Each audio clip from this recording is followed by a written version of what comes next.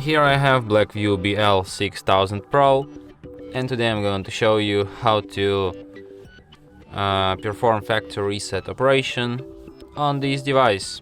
So firstly you have to go to settings,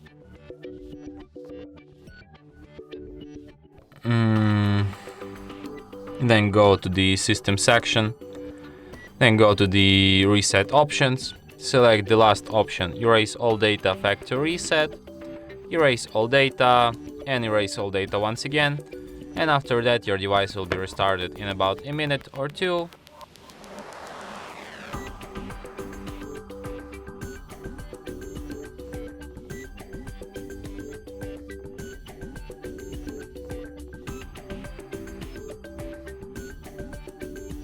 And that's it.